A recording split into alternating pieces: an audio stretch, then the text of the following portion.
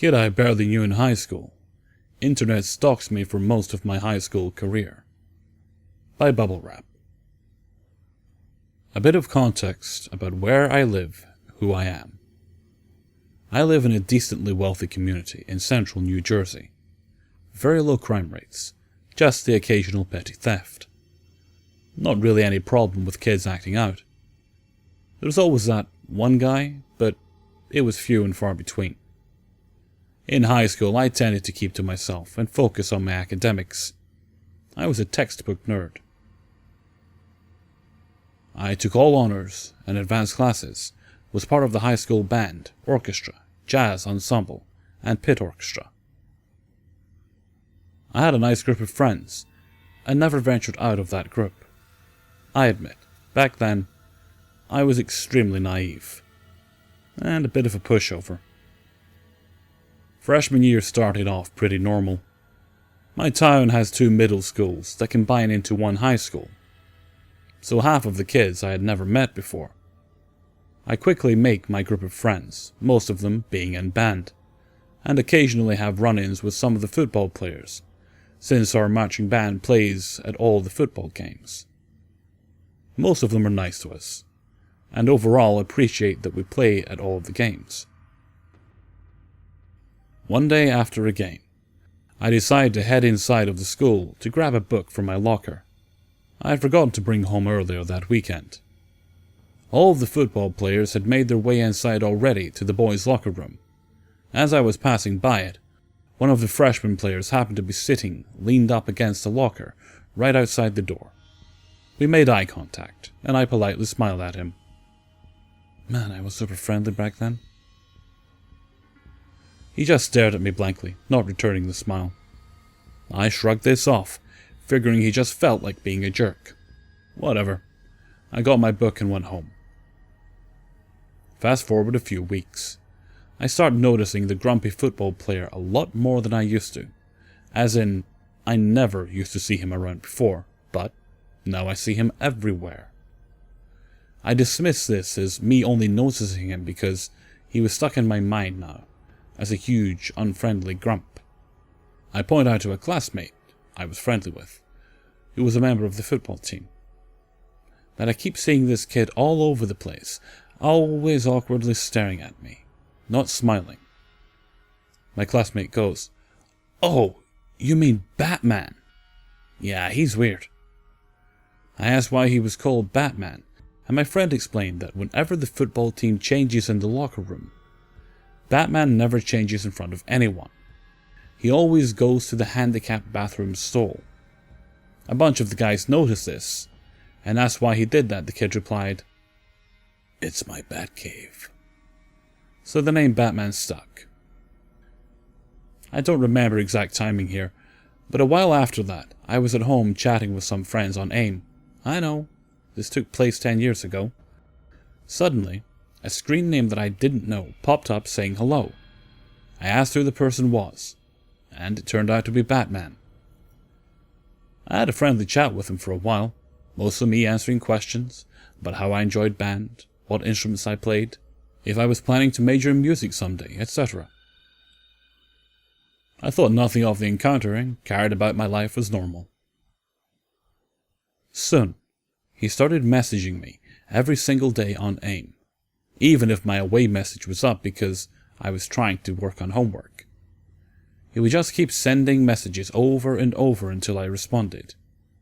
He eventually started asking more and more personal questions. What are you up to? Okay, seems pretty harmless. What are you doing this weekend? Also, seemed pretty harmless, especially if he was trying to become friends with me. Questions about my family, such as, do you have any siblings? What are their names? Where do you live? Didn't tell him, just said I lived in town, obviously. Do you have a cell phone? We should talk on the phone instead. I lied and said I didn't. I always saved these conversations every time they happened. He eventually started asking about my relationship status, which was taken at the time. He would ask about my boyfriend, if I loved him or not. Why was I with him? Then Batman would proceed to tell me that he would make a better boyfriend. rub my feet, snuggle me, buy me stuff, blah, blah, blah. I politely shut him down by saying something like, "No, sorry, I like my boyfriend, not looking for someone else."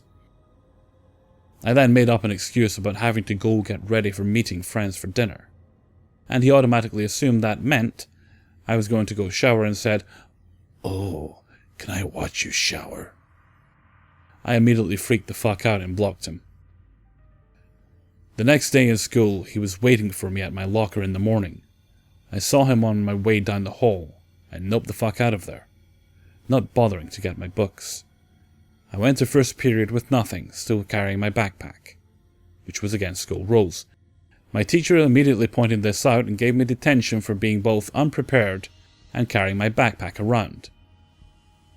I sat quietly for the rest of class, trying not to cry. After class was over, she pulled me aside and asked if everything was okay. I broke down, telling her everything that had happened.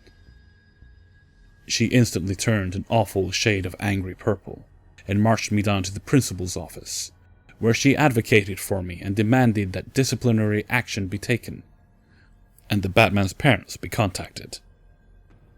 I felt so relieved, and apologized profusely to her. For some reason, I felt guilty, like it was my fault he had acted that way toward me. She sternly put her hands on my shoulders and told me that it was never my fault for being harassed, and that if something like this happened again with anyone, to tell her.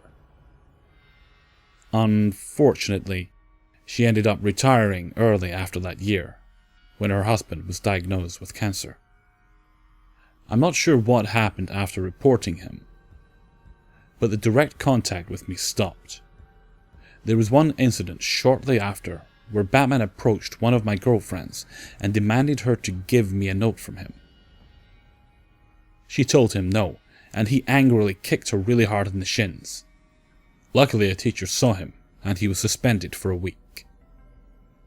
Fast forward to my junior year. I am now drum major of my marching band, taking a buttload of AP classes, and generally enjoying teenage life. I had completely forgotten about Batman and his crap by this point. One day after band practice, I hop on my after-school bus. One of my friends, George, happens to be on the same one. He sits in the two-seater. I sit across the aisle from him in the three-seater. Just before the bus driver is getting ready to leave, Batman gets on the bus. I instantly freak out, climb over my friend George, and squeeze myself between him and the window. George looks at me with a "what the fuck" face, and I gesture at Batman. Batman sits down in the three-seater that I had just jumped out of. The rest of the full-size school bus was completely empty, yet that is where he sat. George luckily lives the farthest away, so I'm confident I will be dropped off first and George will be able to protect me the whole time. Then the bus driver turns around and says, "George, you're furthest away, so I'll do you first." Great. We drop George off. He reluctantly exits the bus, giving me an "I'm so sorry" face the whole time. Batman takes the opportunity to start talking to me. He says that it's his birthday, and I awkwardly respond, "Happy birthday" to him. He continues rambling on about not having anybody to kiss him on his birthday. I think I responded with something like, "I'm sorry, that sucks."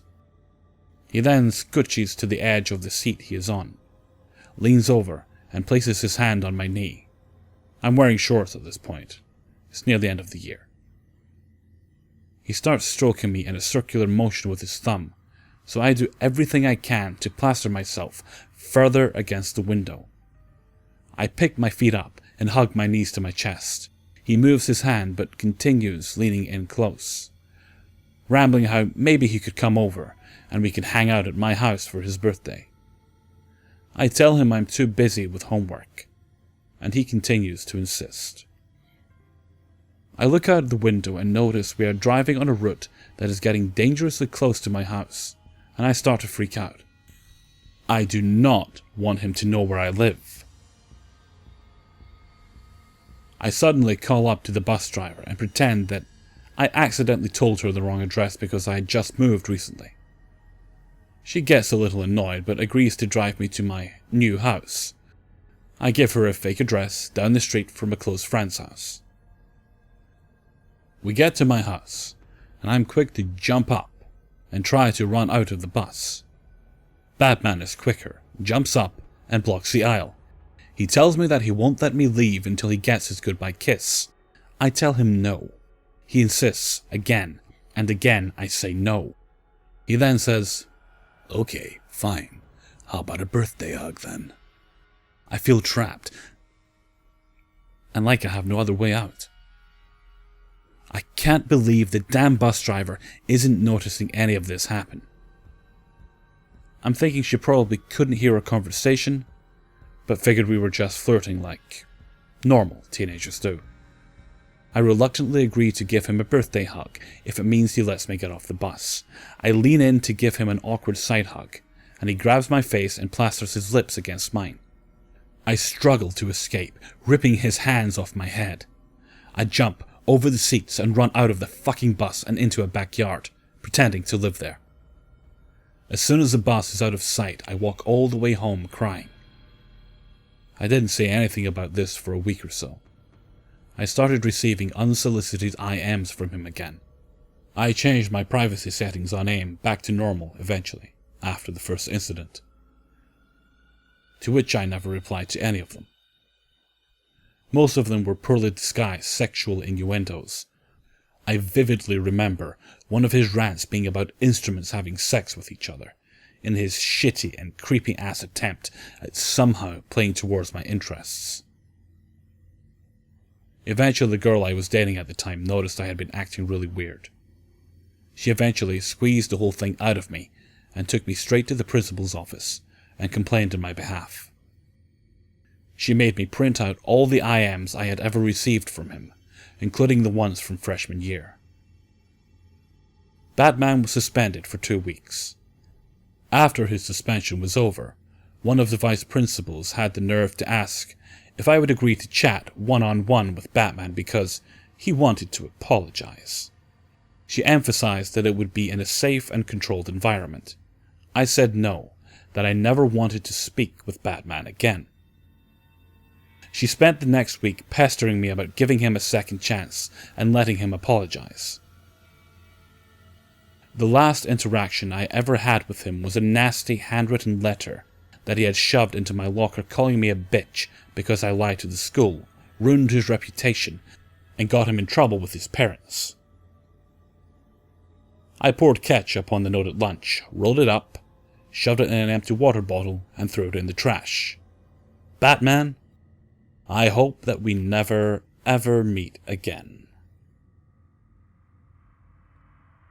The Mall Night Shift by Jorbo125. Okay, so a little backstory before I tell you one of the crazy experiences of mine that happened during my 2-year security career from 2013 to 2015. I am a 6'7" male in Australia. I'd like to think I'm a fairly tough and intimidating guy. But some of the shit that used to go on at the mall I used to work the night shift for still gives me goosebumps to this day. So the mall I worked at was very, very large. Probably the largest in my state, I'd say. And all the way up to about 8 PM, it would still be quite busy. Only around 9:30 would we manage to usher all of the stragglers out, and only about 11 PM would all of the business owners have left. My job was basically to patrol the mall and make sure that no one was sticking around after the doors were closed during the night. We didn't have guns or batons, only a kind of mace that was very rarely used. There were multiple occasions where we would find would-be thieves hiding around trying to break into shops after dark, but they were normally far outnumbered by the 4 to 5 of us on shift at a time, and they would usually be intimidated by me or some of the other imposing members of security. This one night, though, shit started getting really weird for me on the night shift, so I'd say it was about 2 o'clock, and I was standing in the middle of the empty food court eating a sandwich. This was the only part of the mall that had any light at night time, due to the skylight, so it was comfortable to eat there. While I was eating, though, I heard a dull scraping noise from the hallway, leading off from the food courts and to some toilets. It sounded like a piece of metal dragging across the floor. I was immediately put on edge, and I flicked on my flashlight, without a moment of hesitation. I can remember creeping down the hallway, flashlight in hand, illuminating a good 6 or 7 meters in front of me. As I got closer and closer to the end of the hall, the noise became louder and louder, until I was at the end of the hallway, and there was the toilet doors to the left and the right of me. I could tell the sound was coming from the female toilet, so I gripped the handle and opened the door a tiny little crack. The noise was now very clear, and had me not scared but confused. I yelled, "Oi! Who's in there?" The noise quickly stopped. I paused a moment, listening hard through the tiny crack in the door, and I swear to fucking God I could hear breathing now. Low, male breathing. I shut the door, still gripping the handle tightly, and flicked on my radio. "This is 1-3, I need help in food court bathrooms, I think someone's here." No response. This was really strange, and it put me further on edge. Policy was to always answer the radio, and now I was truly becoming quite alarmed. "This is 1-3, does anyone copy?" Still no response. I can remember whispering to myself, "What the actual fuck?" I again opened the door a tiny crack. "Listen, mate," I said, sounding as intimidating as possible. "If you don't fucking come out with your hands up, you're going to end up eating your teeth tonight. Do you want that?" I sat there at the door, quite honestly terrified at this point, but there was no response. In fact, now there was no noise at all. I yelled into the bathroom, "Okay, mate, I'm coming in. If you do anything stupid, it's not my fault you'll never walk again." I tried my hardest to sound scary, but my voice was quivering at this point. This whole situation made no sense at all. Why would someone be in the female bathrooms? What was the metal noise? What the fuck is even happening? I very slowly opened the door and scanned my flashlight slowly across the room. All the cubicles were open. Weird. But other than that, the room was totally empty. I was totally shitting myself about now. I was definitely losing it. I walked into the center of the bathroom, closing the door behind me. Scared to the core, I let out a faint. "This is some horror movie shit, eh? Come out." When I heard the long, whining squeak of the door behind me, I spin around, basically crying at this point, and shone my torch on a fucking massive man, at least a head taller than me, or so it seemed, in my state of mind at the time. He was Caucasian, and at least in his 40s, with a mat of grey hair all over his forehead. He was mid-opening the door, but he stopped dead, still in the middle of his action. He just looked at me, smiling this guilty fucking smile like a kid would make when he gets caught stealing biscuits or some shit like that. I'm not going to lie. I was so scared I froze. He lifted his finger up to his mouth. Shh. Before swinging the door open all the way and sprinting out with what looked like some type of small metal box in his hand. Turns out he was just behind the toilet door when I was opening it, and I totally missed him. I was so fucking close to him, I didn't even fucking notice him. He could have killed me if he had a knife or something, and that thought still haunts me to this day.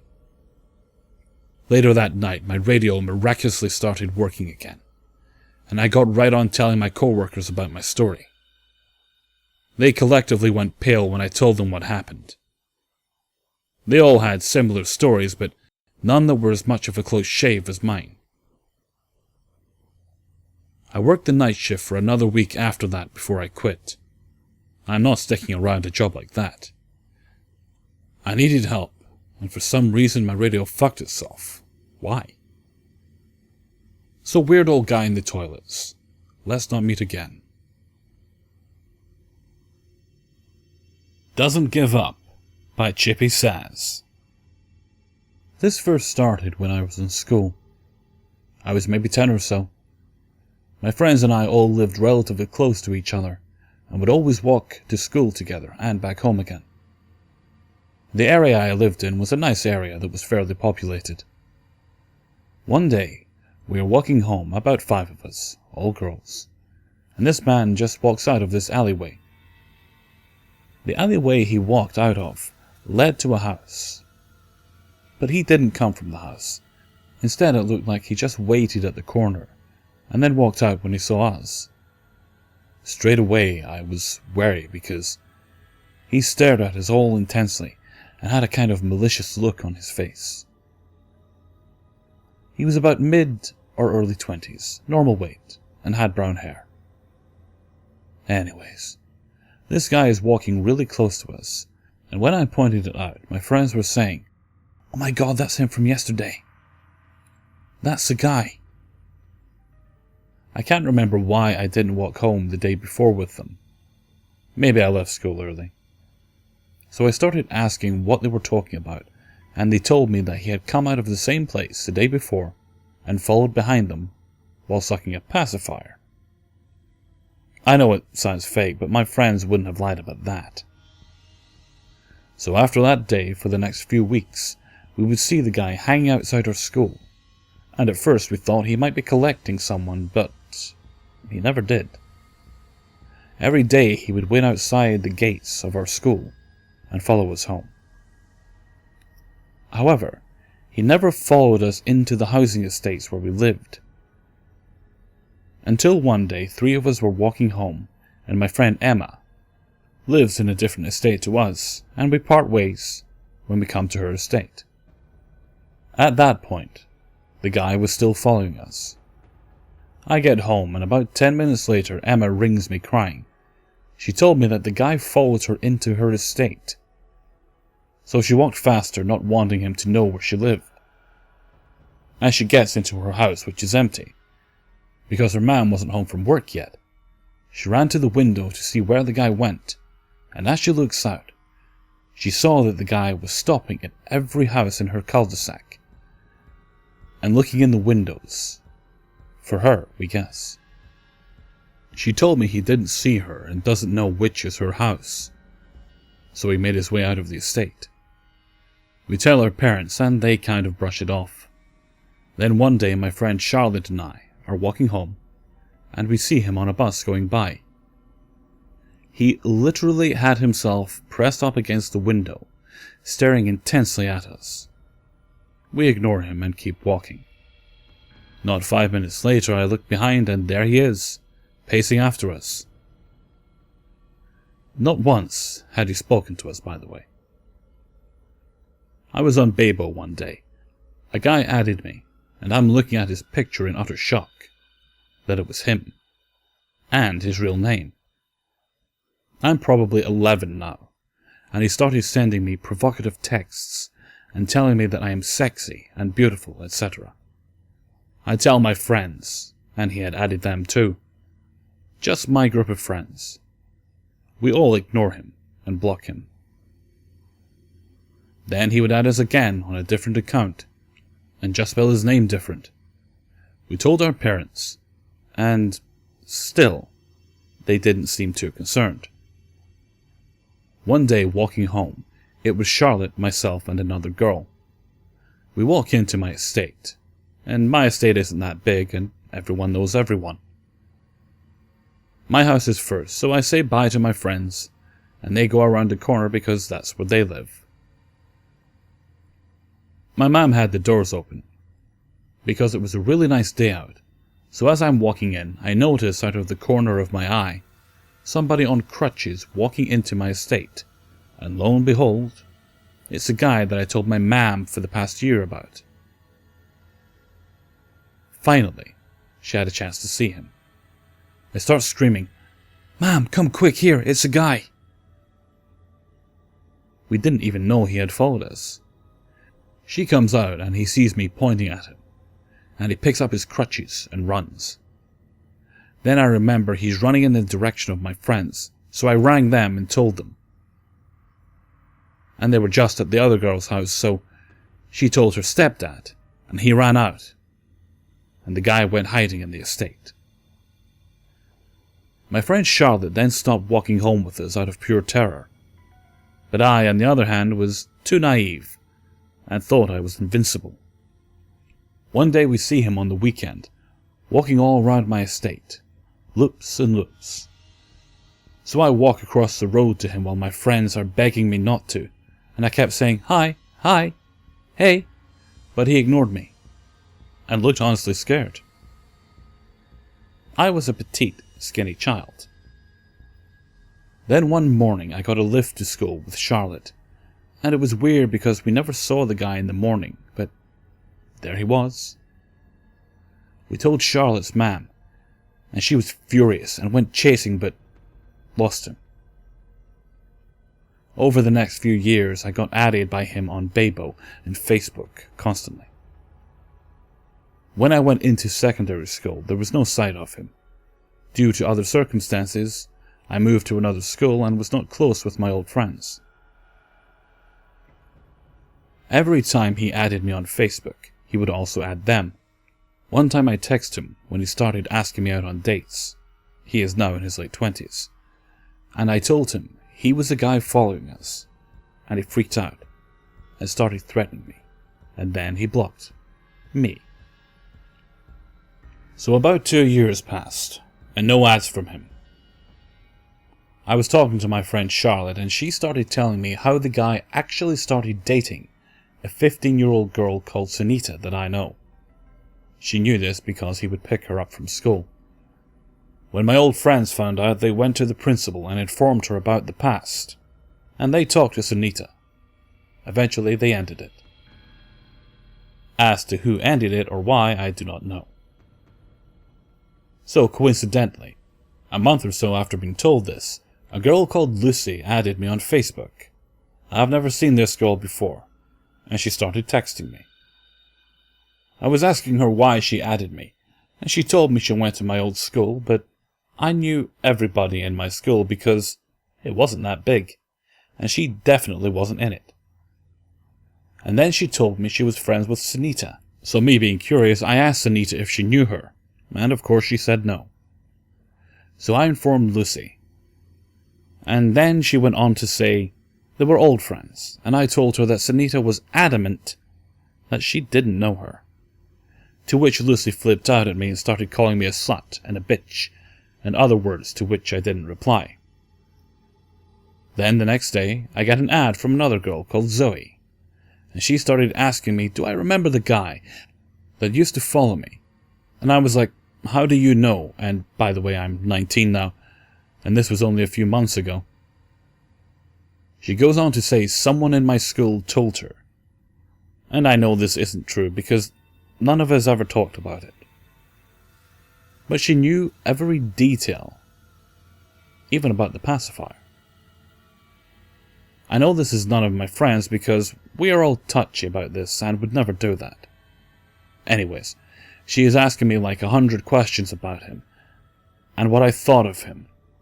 And next of all, a picture pops up on the chat. It's a selfie of him which looks like it was just taken. So I replied that was him. And she started saying that she is supposed to go on a date with him and wants to know what he was like, which I found very odd.